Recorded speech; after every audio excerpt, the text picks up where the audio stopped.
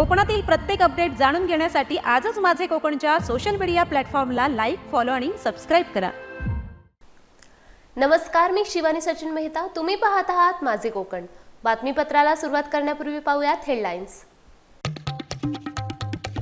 31 डिसेंबरच्या पार्श्वभूमीवर माणगाव पोलिसांचा मोठा निर्णय. मुंबई, गोवा आणि पुणे दिघी महामार्गावर कडक तपासणी. मद्यप्राशन करून वाहन चालवणाऱ्यांवर पोलिसांची करडी नजर. 1 जानेवारीला ओम सिद्धी साई दिंडीचे शिर्डीसाठी प्रस्थान. नानोरे ते शिर्डी पदयात्रेची कोकणात जय्यत तयारी. शेकडो साई भक्तांच्या उपस्थितीत निघणार भव्य पालखी. आणि रिलायन्स फाउंडेशन स्कूलमध्ये मार्केट डे उपक्रम संपन्न. 4थी आणि 5वीच्या विद्यार्थ्यांनी लावली बाजारपेठ. पुस्तकी ज्ञानासोबतच विद्यार्थ्यांना मिळाले व्यवहारी ज्ञान. आता पाहूयात सविस्तर वृत्त. नवी मुंबई महानगरपालिकेच्या निवडणुकीनिमित्ताने भाजपामध्ये नाराजी नाट्य सध्या सुरू झाले आहे. बेलापूरच्या आमदार मंदा म्हात्रे यांना एबी फॉर्म देण्यात आले.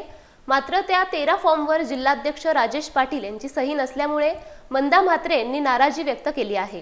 कार्यकर्त्यांवर अन्याय झाला असल्याची भावना मंदा म्हात्रे यांनी व्यक्त केली आहे. माझं कार्यकर्त्यांच्या मागेच पाठबळ राहणार आहे आणि माझी भूमिका स्पष्ट भूमिका आहे की मी माझ्या मुलाला तिकीट घेणार नाही. आणि जे 4 कार्यकर्ते त्यांनी जाणीवपूर्वक पडण्यासाठी दिले ते त्यांनी 111 सीट नाईक फॅमिलीनी लढवावी. भारतीय जनता पार्टीचा महापौर म्हणून झेंडा लावावा. कारण गेल्या वेळी सुद्धा 111 सीट घेतल्या.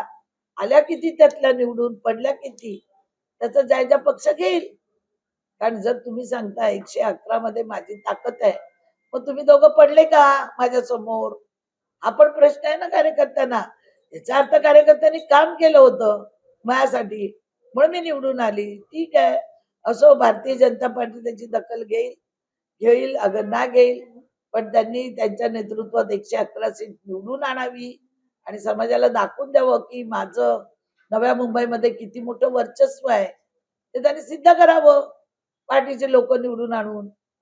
माणगाव शहरात आणि तालुक्यात मुंबई गोवा महामार्गावर आणि पुणे दिघी महामार्गावर वाहनांची आणि वाहन चालकांची तपासणी होणार.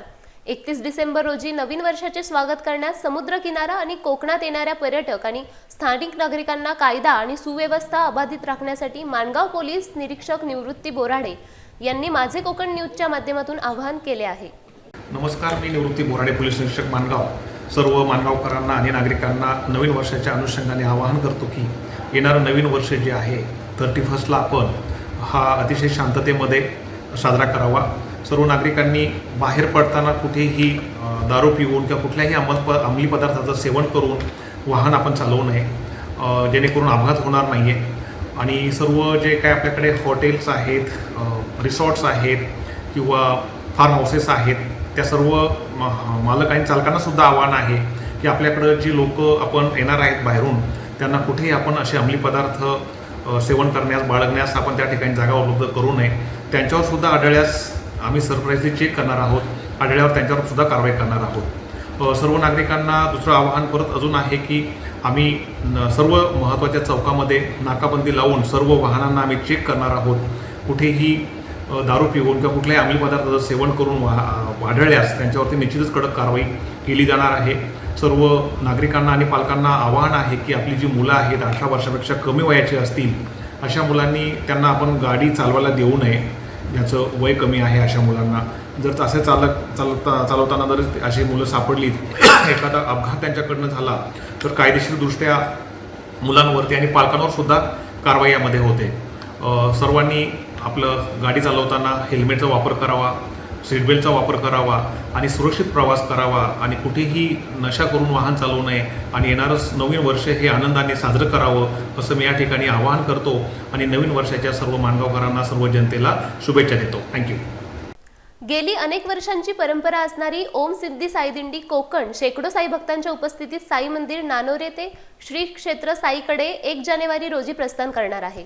या साई पालखी दर्शनाचा सर्व साई भक्तांनी लाभ घ्यावा असे आवाहन पालखी सोहळा अध्यक्ष महेश शिर्के यांनी केले आहे.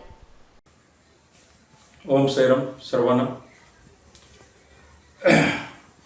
माणगाव नानोरे ते क्षेत्र शिर्डी असा पायीवारी सोहळा 1 जानेवारी ते 10 जानेवारी असा कार्यक्रम सोहळा आहे. या दिंडीचे संस्थापक अशोकदादा वडवल यांच्या माध्यमातून सुरू झालेला पालखी सोहळा आहे. तसेच आदरणीय आमचे साईचरणराज महाराज समाधानदादा उद्देकर यांच्या प्रेरणेतून हा एक भव्य सोहळा मी ह्या ठिकाणी चालू केलेला आहे. आज त्या सोहळ्याला 13 वर्ष पूर्ण होऊन 14व्या वर्षामध्ये आम्ही हा सोहळा म्हणजे प्रस्थान करत आहोत. तरी या दिंडीसाठी ज्या ज्या साई भक्तांचे आम्हाला सहकार्य लागतं त्यांना आपण मनापासून त्यांचं स्वागत करतो. तसेच या पायवारीचे मी स्वतः अध्यक्ष महेश सुरेश शिर्के, तसेच उपाध्यक्ष मनोज पवार, तसेच पूर्ण कमिटीचे पण मी या ठिकाणी स्वागत करतो. कारण गेल्या 13 वर्षापासून हा पायी दिंडी सोहळा या पदाधिकाऱ्यांच्या माध्यमातून सर्व साई भक्तांच्या माध्यमातून या ठिकाणी चालू आहे. तर मी सर्व माणगाव तालुक्यातील साई भक्तांना आवाहन करेन की 1 जानेवारी रोजी श्री साई मंदिर नानोरे या ठिकाणाहून पालखीचं प्रस्थान होईल. तर सर्वांनी या ठिकाणी दर्शनासाठी यावे. धन्यवाद. रायगड जिल्ह्यातील नागोठणे येथील रिलायन्स फाउंडेशन स्कूलमध्ये मार्केट डे हा नाविन्यपूर्ण उपक्रम अत्यंत उत्साहात संपन्न झाला. या खास उपक्रमात इयत्ता 4थी आणि 5वीच्या चिमुरड्या विद्यार्थ्यांनी मोठ्या आवडीने सहभाग नोंदवला होता. केवळ पुस्तकी ज्ञान न देता विद्यार्थ्यांना दैनंदिन जीवनातील व्यावहारिक अनुभवांची आणि आर्थिक व्यवहारांची ओळख करून देणे हा या कार्यक्रमाचा मुख्य हेतू होता.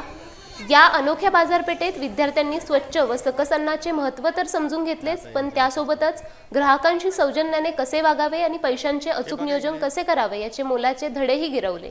शाळेत वर्षभर राबवल्या जाणाऱ्या अशा विविध उपक्रमांमुळे विद्यार्थ्यांच्या अंगभूत कलागुणांना योग्य व्यासपीठ मिळत आहे. या मार्केट डे मुळे मुलांमध्ये कष्टाळू वृत्ती आणि शिस्तबद्ध वर्तनाची उत्तम जोपासना झाली. शिक्षक आणि पालकांच्या सक्रिय मार्गदर्शनामुळे हा संपूर्ण दिवस विद्यार्थ्यांसाठी एक अविस्मरणीय अनुभव ठरला. या स्तुत्य शैक्षणिक उपक्रमाचे आता सर्व स्तरांतून भरभरून कौतुक होत आहे.